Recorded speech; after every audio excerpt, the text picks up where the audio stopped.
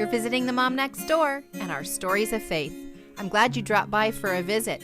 Please stay a while and hear what the Lord has done in the lives of moms just like you and me.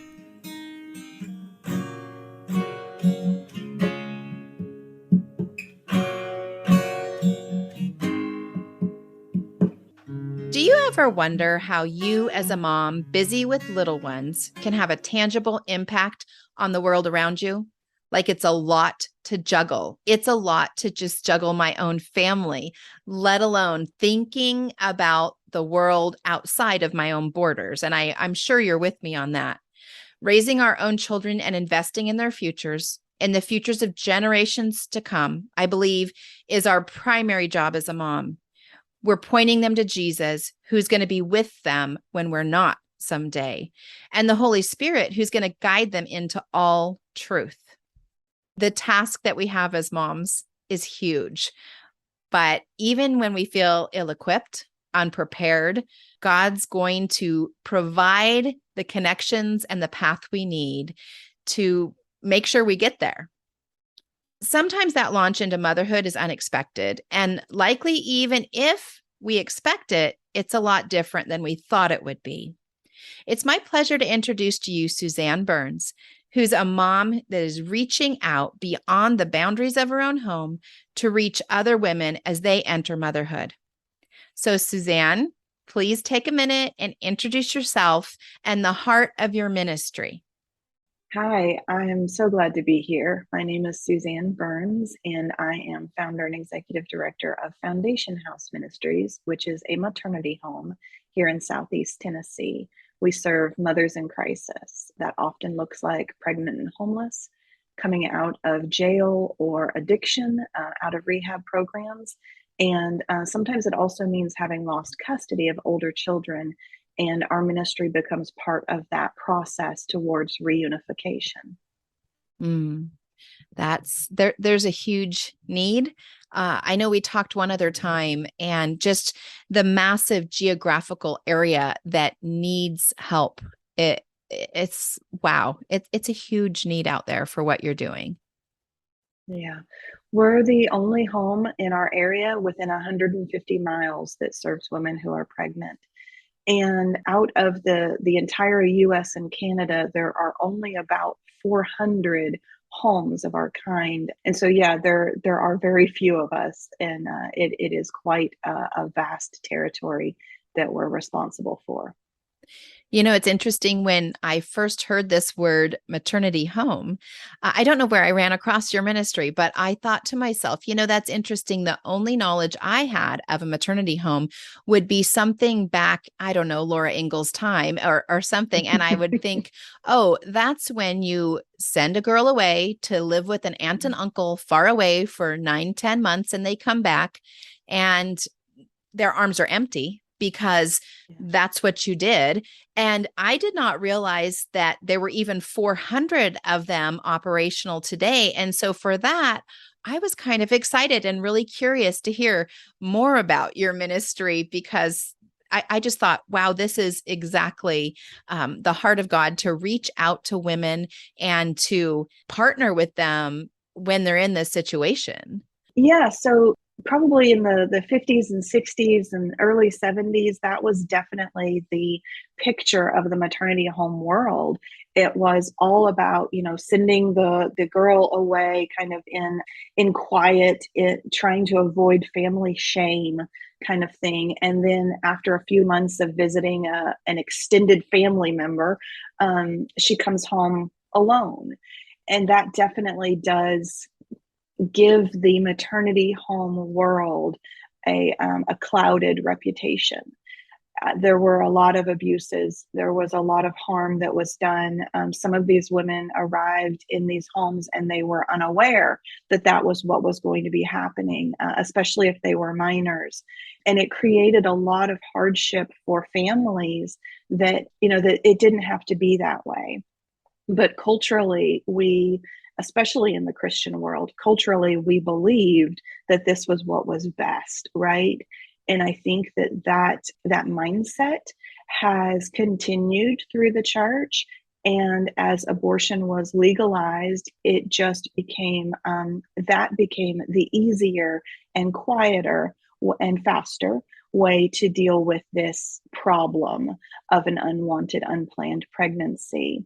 And now, in the aftermath of the Roe v. Wade overturn of the Dobbs decision, we are beginning to see the splintering, the polarization within our church circles of those who maybe kept their abortion views quiet for so long, but now that it has been overturned, the reality is that they are very pro-abortion because they needed it and they made use of it. And I think there's a lot of harm that was hidden under the rug that now is being exposed. And now that exposure brings healing, it brings clarification, it brings an understanding of God's light into the situation. The maternity homes of today are a vastly different picture. We less than 1% of all births end in adoption in the US right now. And we do talk to our girls about adoption,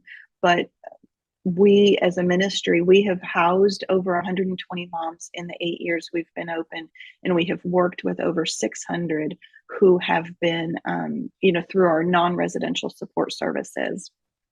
Out of all of those, we have had a total of 2 women and 3 pregnancies that have ended in adoption.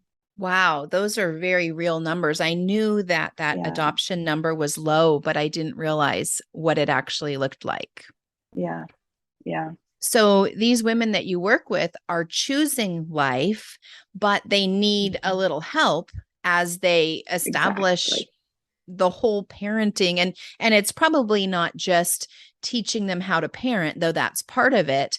It's a lot of life skills too, right?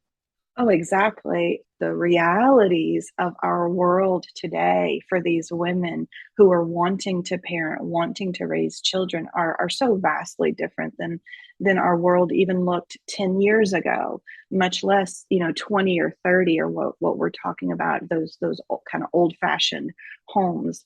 We see a lot of addiction, a significant amount of trauma. A lot of our moms were raised in and out of the foster care system. And so many of them really weren't parented.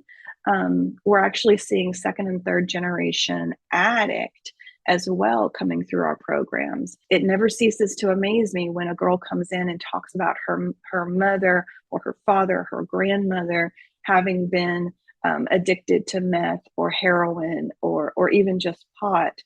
It really is a testimony of the failed systems and programs that we have been touting in our nation all these years. We are really seeing those generations come about now that are kind of evidence of the failure of those programs. That's just got to be heart-wrenching. Yeah. I see hope in the fact that there are moms who do want to keep their babies and parent them, but yet the very real and tangible struggles in fighting all the generational situations and the generational probably trauma there too. Yeah, exactly. And so many of these moms, they were, 70% of our moms were high school dropouts and don't have a GED. And they're poor employees. Some of them have never worked at all. And here they are in the early 20s. We only house women 18 and over for licensing reasons. So they have a poor family history, they have a poor educational history, and they have a poor work history. A lot of them have come in and out of prostitution because of their addiction. They have criminal records because of their addiction, theft, the prostitution itself, all sorts of different related charges. But these are not very employable women, especially on paper. And so getting them to a place where they can choose life for their children is wonderful. And that's, the heart of the pro-life ministry, the pro-life movement. But what does that life actually look like? That's the heart of our ministry. How can I help each of these women get to a place of sustainable stability? It's a lot longer and slower, and definitely a lot more tears, and it's a lot more expensive to really walk them through to the place where they can truly stand on their own 2 feet. So, could we take a step back and tell me a little bit about your background, your faith journey, and how that ties into this? Yes. So I had my own crisis pregnancy while I was a junior at a private Christian college here in my town. And I was 1,800 miles from home.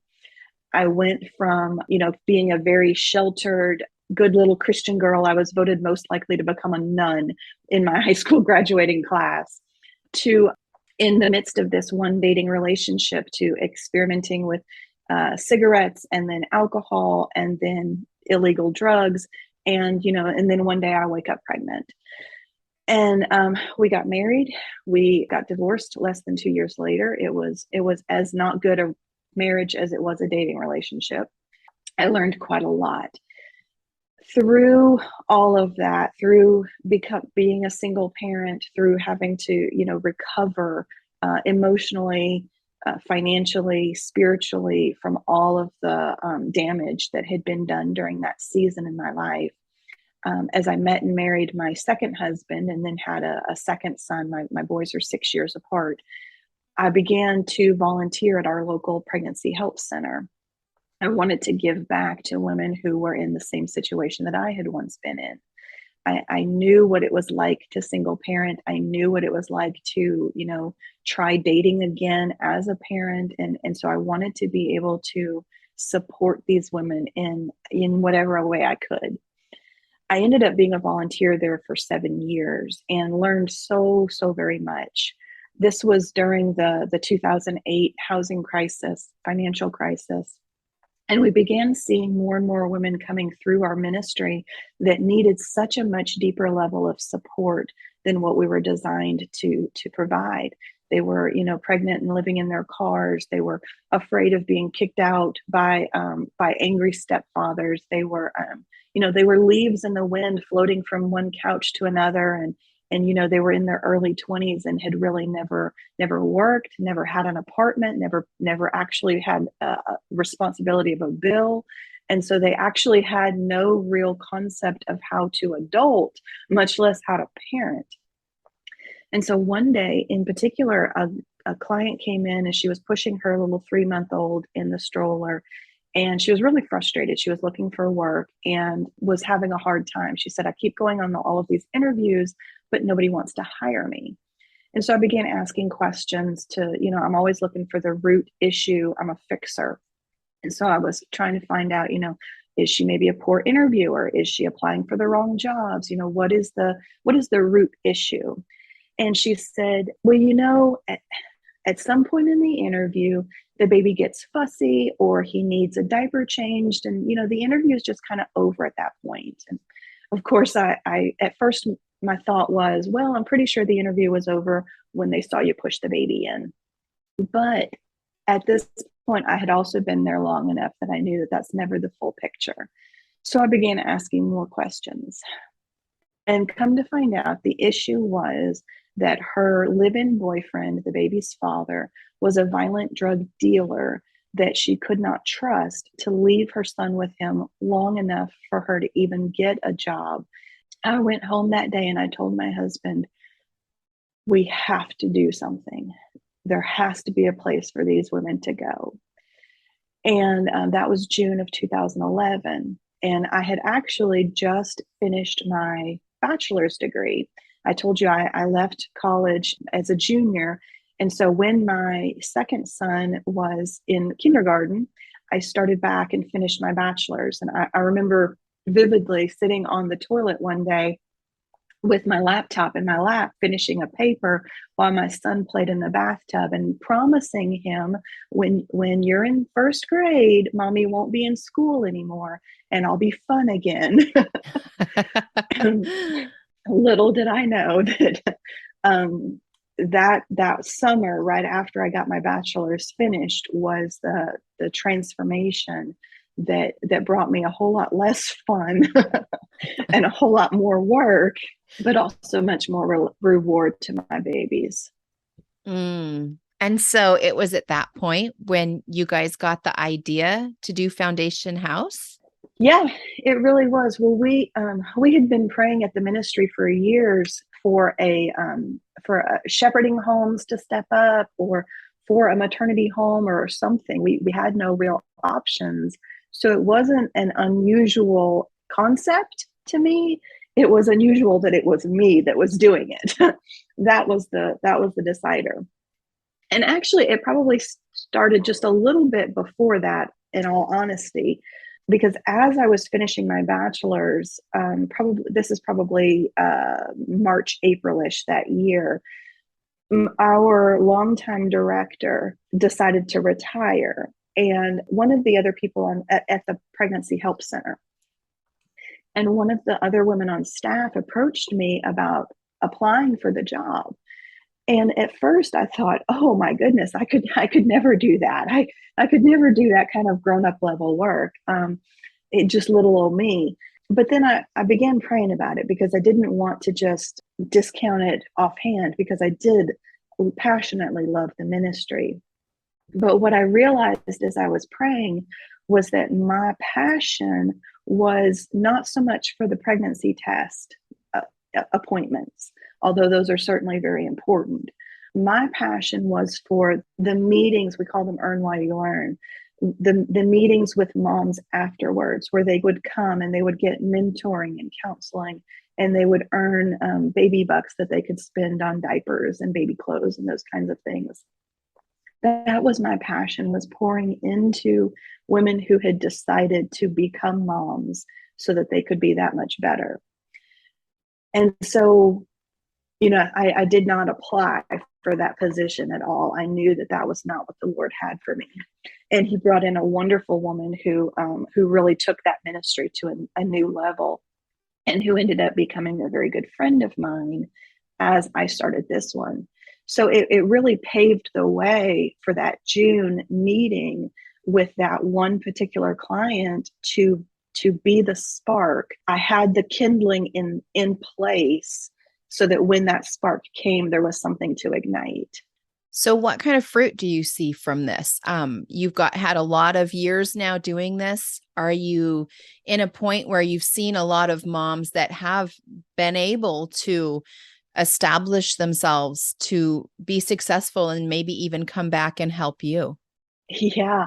One of my greatest joys right now is seeing two of my staff members who were once clients, serving every day, serving other moms. I have one that's working client services. She's the keeper of all of the knowledge within the ministry. Like, she's responsible for scheduling. She handles the girls' transportation, which is an entire job in and of itself. She handles the volunteers. We have a thrift shop and a gift shop, and so she oversees all of that. So she's in virtually every layer of the ministry administratively. And when she came to us, she was 7 months pregnant, had just spent 6 months in jail. She had these huge purple dreads, and did not have a GED, did not have custody of her two older children, did not have a driver's license or a car, and she was 27 years old. Over the course of about a year and a half, all of that radically changed in her life. And she also met and married a young man who was also in addiction recovery. And they now have a wonderful blended family and are serving in various levels of ministry. And it's just so exciting. It's so exciting to see her, thrive. And then just to listen, to overhear her talking with the other girls that are in the program today. And many times they have no idea that she was a client at one time until they've been in the program for at least a few weeks. Right. They're probably saying, you don't know what my life is like. You just don't know. And then she's able to say, Yeah, actually, I do. exactly. Exactly. And I think that that's really that really helps the clients, but it also really helps us as staff because, of course, she knows street lingo. She knows the ins and outs of jail. She has an amazing ability to hear things and to pick up on things that nobody else on staff could, just because of her background. So are these girls generally believers when they come in? Is there some sort of discipleship? Like they end up meeting the Lord. I think a lot of them probably come to faith while they're with you. And then do you connect them with a local church? Yeah, we hold that very, very carefully. We are quite openly a faith-based ministry. We are very proud of that. But not many, virtually all are either rabidly anti-faith when they arrive, or they're what I would call cultural Christians. It's like, of course, I'm a Christian. I live in the South. My grandma took me to vacation Bible school one time when I was 8, and I got saved. So I'm good. I'm done. I don't need anything more. And so we have to carry all of that very carefully, because what we want to focus on is teaching these women how to become sheep, as opposed to teaching them how to look and talk and walk and act like sheep, when in reality there is no true transformation that takes place. And I have seen that happen in some ministries, and I want to be very careful that that doesn't happen here. So we do not require our girls to attend church. They get church every single day when they're with us.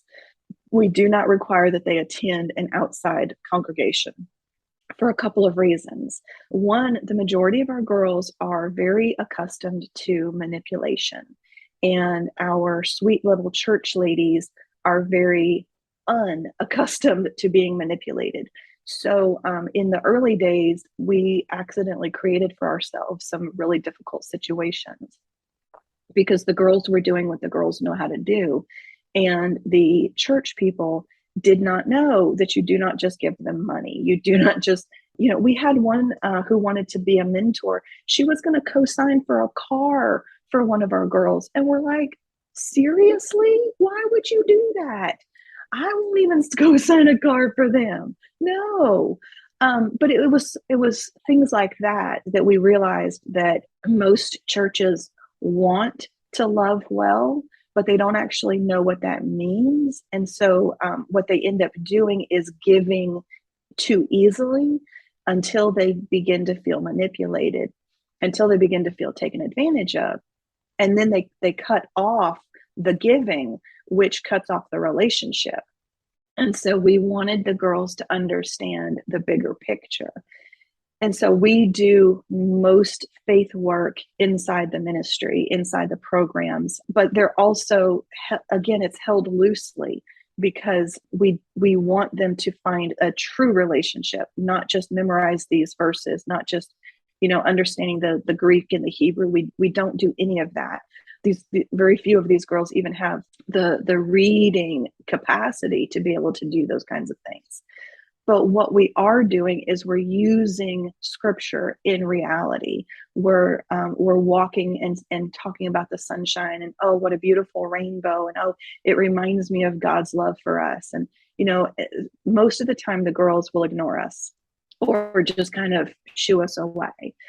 But then at some point they're like, why are you always so happy? Or what do you mean? I thought the rainbow meant something completely different. What do you mean that's what it tells you? And that gives us an opening. And so we take our opportunities to make it personal and to use those teachable moments where she will receive it, rather than trying to shove seed down her throat. We have taken the much slower, but I think ultimately far more effective approach of focusing on soil tilling as opposed to seed planting. The seed, we've got the seed waiting. What we need is for the soil to be ready to receive the seed. So that's what we spend the majority of our ministry focused on. How can I help her become more receptive to the seed that is available to her? And not just in terms of the Lord, but in terms of work, in terms of, going back and finishing her education, in terms of, parenting while in recovery, in all of these different aspects. She is hardened and needs to have opportunity, time, opportunities to explore ways in which that soil can become tilled up. Like, for example, working in our job training program. These girls come in and they're not interested in work, or they're accustomed to fast food, or just very, very low level, low wage types of jobs. And so they come in and they're working with us in the thrift shop and all, which obviously is also low wage, but we're teaching them and we're modeling them different ways of approaching it. We're modeling them good, healthy customer service. We're modeling healthy job training, and we're equipping them for much more in the long run. So as they begin to see the fruit coming of their efforts, they begin investing more themselves. And that's really when we can begin to capitalize on it. I think about that scripture in Deuteronomy as you walk along the way, that you're Mm-hmm. sharing those biblical truths as you walk along the way. And I think you are also, not only have you been a mother to your own children, you are mothering these young ladies into spiritual formation and practical skills Yeah. as well. Yeah, exactly. And I think that that's the piece that we as believers all too often forget. We're so intent on planting the seed that we forget that it's a much bigger process than that. You know, I had 18 years raising my boys, and my youngest is about to turn 18 soon and getting ready to graduate high school. I did not raise them all in a weekend. I did not raise them all even in a year or even in a decade. It takes time and relationship and starting where they are and walking with them until they get to the place where God has for them. One of our taglines is that we walk with mothers trapped in a crisis lifestyle on her journey towards faith, wholeness, and lasting stability. And that's really our goal, is to walk with her on her journey.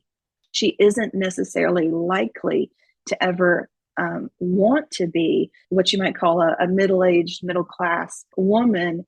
Even if she is able to be, she may not want to be. So how do I help you get on your journey? And so we revamped how we do curriculum, how we do planning and goal setting, so that it stopped being about the ministry achieving ministry goals and about her achieving her goals. So, how do these ladies find you? And what does a day in the process, like the welcoming process and starting to fold them into that relationship, what does that look like? Women are going to find us from the homeless shelters, from some of our the local pregnancy help centers, our local emergency rooms, our labor and delivery departments, local social services, Department of Children's Services, things like that, especially when they're at risk for losing custody of older children. So they come to us from a wide variety of sources, but the intake process is really very individualized, as with everything else around here. We are a program, we're not an emergency shelter. And so each of these women that chooses to come into the program has to be ready to commit to what we're going to ask of her. There's not a whole lot. It's about her moving towards her goals. So if she's willing to do what is necessary, then we're going to be able to be a good fit for her. So the intake process is really us finding out how serious she is, because everybody calls when it's an emergency. But when they find out that it's a 2 to 3 week application process, a lot of times the call is over at that point, and that's fair enough. Other times we call and we have a phone interview, and then, we'll schedule an in person interview if that went well for at least 2 days out. And we do that on purpose because we have to know that she is ready. We have to know that she is serious because we have other moms and other children in the house. And if it's just a constant in and out, it just creates chaos in the household and causes more problems than it solves. And we ultimately haven't helped that woman either if all she does is move back out 3 days later. We've done her no good, and we've done harm to the girls we already have. So we do that on purpose. And so about 40% of our phone interview appointments show up. And out of that, then we schedule another follow-up meeting. In the in-person interview, we're doing some assessments. We're finding out, what are your charges?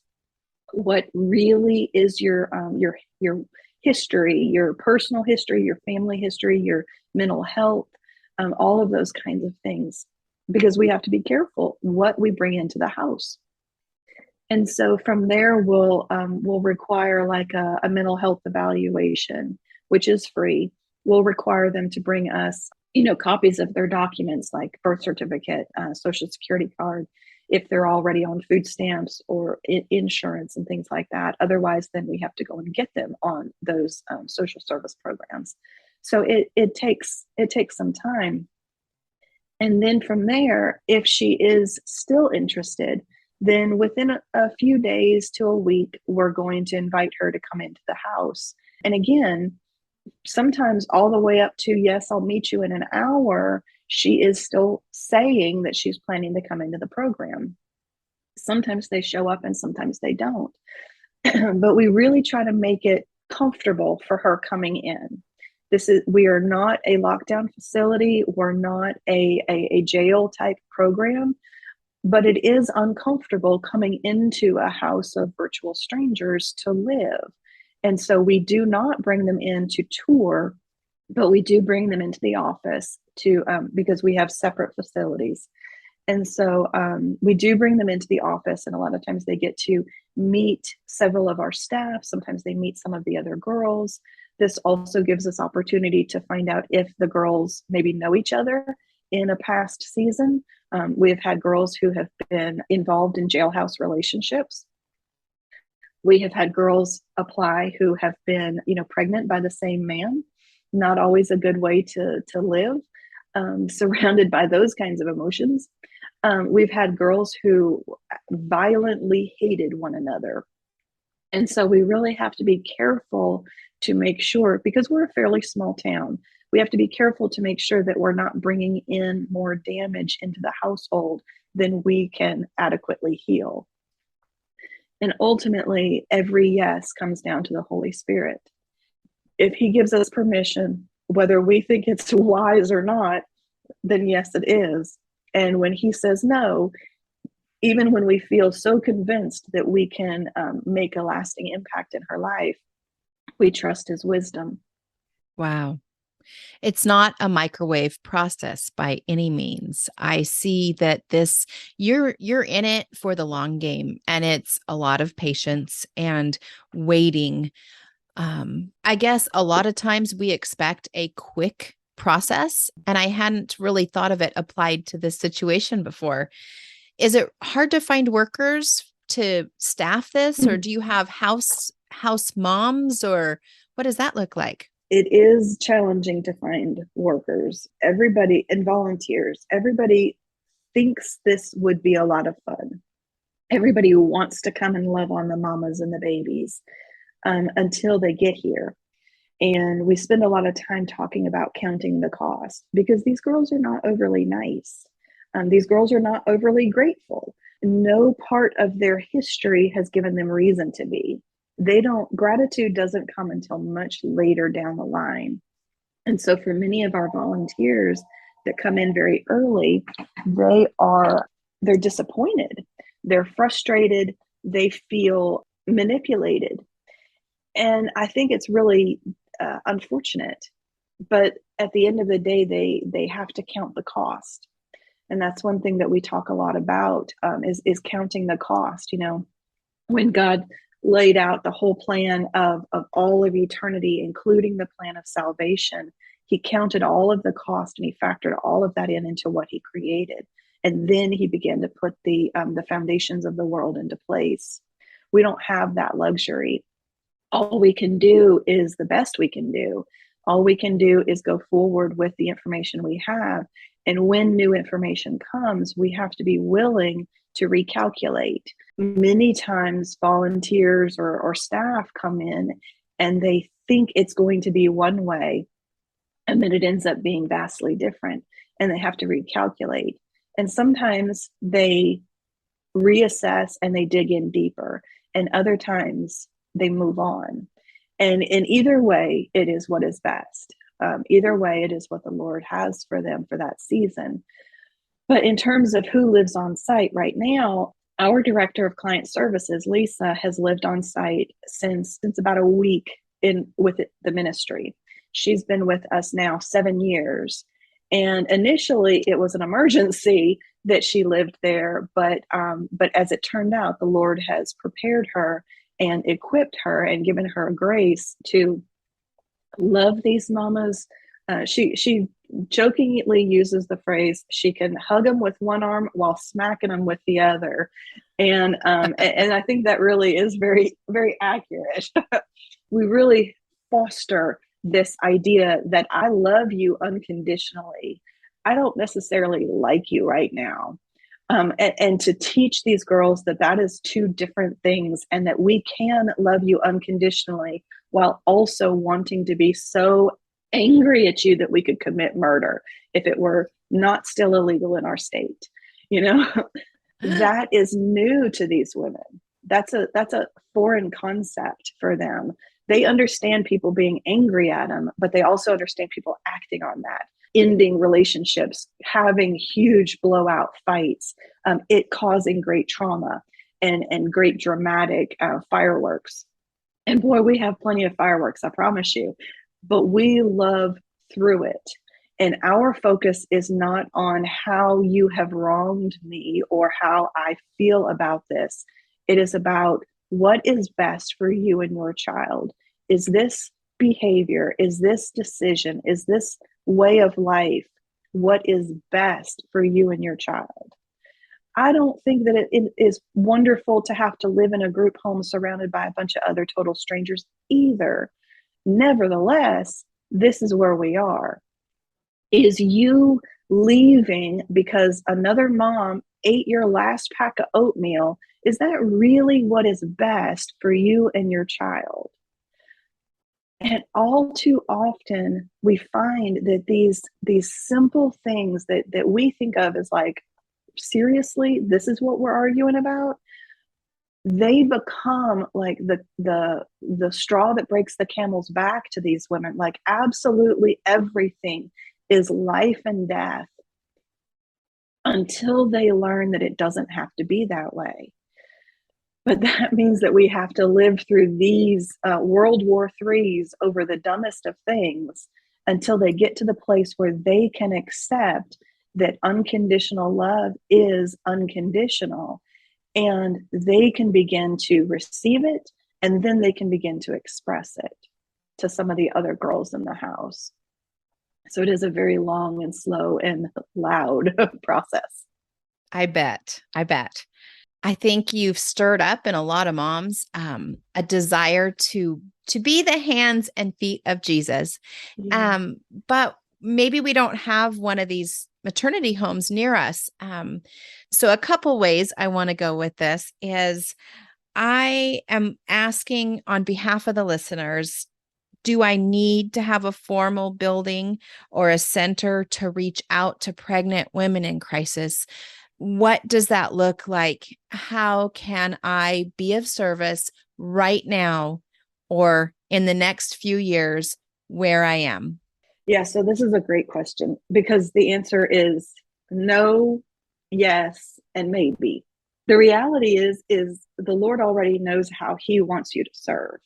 If he wants you to serve with a building, then visit startamaternityhome.com and download my ebook, How I Started a Maternity Home in 10 Days. And I can help you walk through that. That's 10 literal days over the course of 2.5 years. And I can help you navigate that process. But for the vast majority of people, all he wants is for you to notice. Pay attention when you see a woman walking past you, as you walk down the aisles of Walmart, as you're in the dollar store. Pay attention. Does she need help? She may need you to buy some groceries for her, and that's a blessing. But she may just need you to listen. She may just need you to notice her kid squalling its eyes out, and you be able to be the one that looks at her and says, I know, honey. We've all been there. These moms need layers of help. I am definitely a believer that it takes a village to raise a child. We were not intended as mothers to do this all on our own. So we need spiritual mothers, because many of them don't have mothers of usefulness. We need aunts and cousins.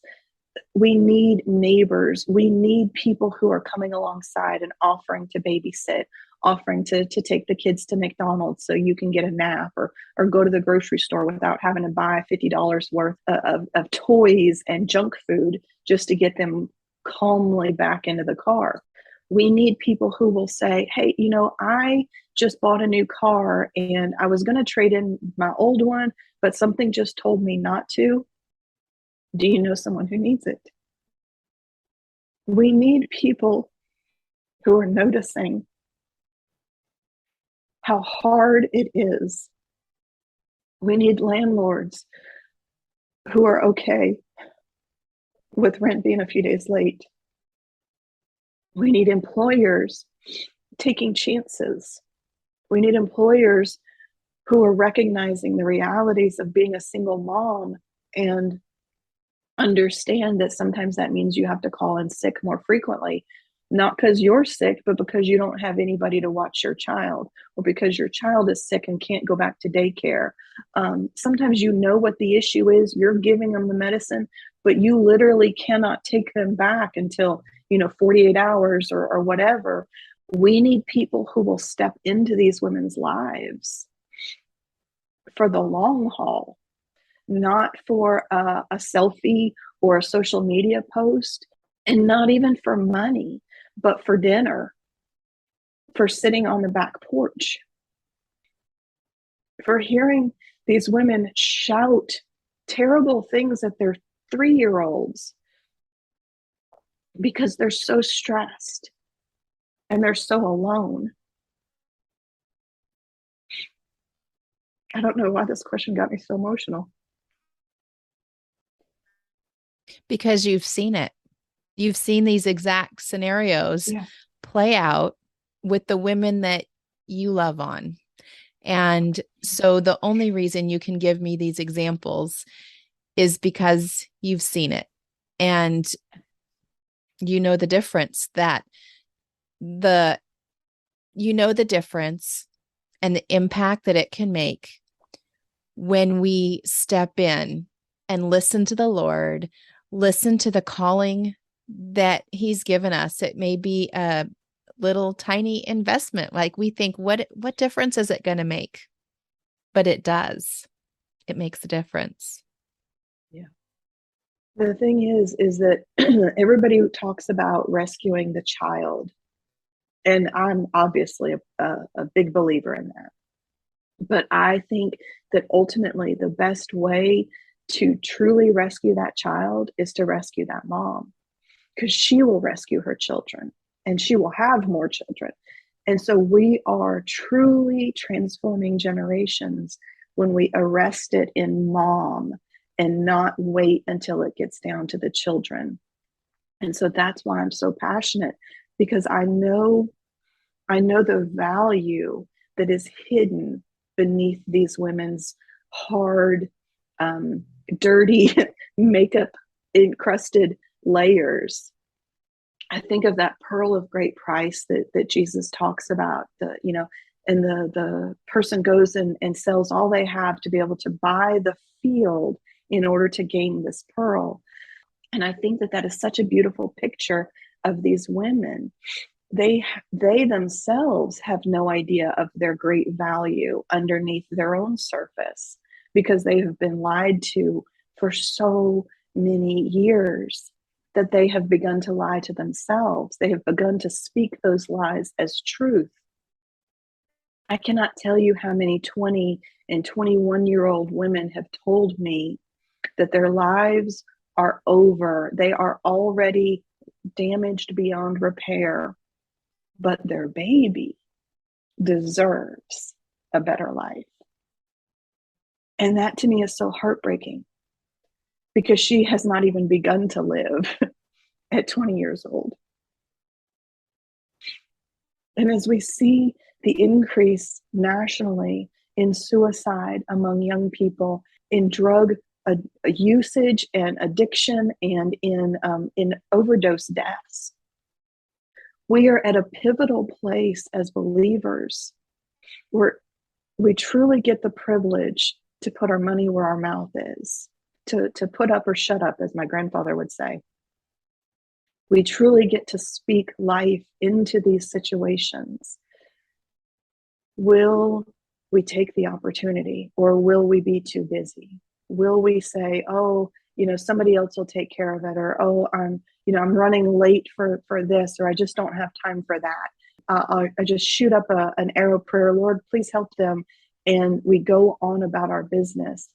Or will we stop and ask, can I give you some toddler advice? Could I maybe buy you a pair of shoes? Could I maybe buy you a cup of coffee and just sit and talk? Could I become your friend? How do I help you move to a place of long-term lasting stability that not only transforms her life, but transforms the children and those children and those children and those children? If the sins of the father are visited on 7 generations, the blessings of the faithful are visited on 1,000 generations. Let's focus on speaking that blessing into her that gets forwarded through those generations, where before maybe nothing could have grown. Now there is some hope. Now there is some fresh soil that will allow seed to be produced. Wow, Suzanne, you have given such insight, and I am completely humbled. I imagine the times where I have seen other moms in the store struggling, and I do just shoot up those arrow prayers. I get wobbly in the knees, and I think of all the reasons why I shouldn't go up and say something. And you know what? When all those reasons are pretty much focused on me, right? They might think I'm crazy, or they might yell at me, or they might whatever. I need to have a little sharper eyes to think less about me and more of them, and pouring into the lives of the women around me. So, wow, this is powerful. And I thank you so much for sharing your heart with me. I don't want to let you get away without sharing how people can find you.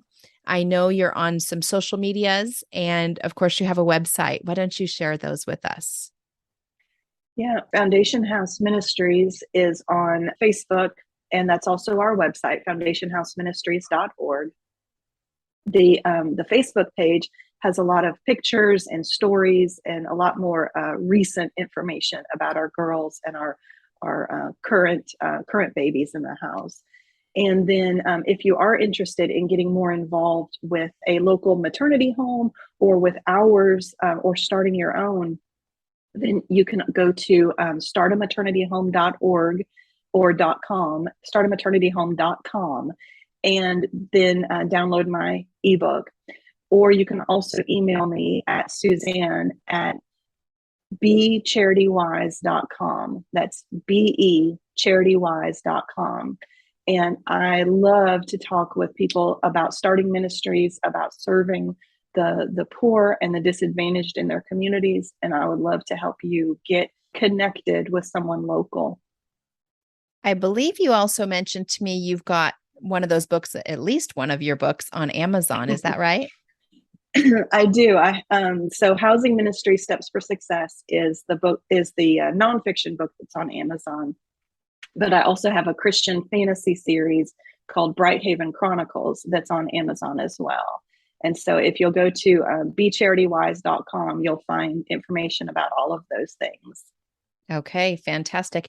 You also have another little secret is you have is that you have a podcast of your own, which I know you haven't been cranking out episodes real recently, but there's a lot of good information on the ones that you have aired. That is called Trauma Informed Church. Would you like to tell us anything else about that?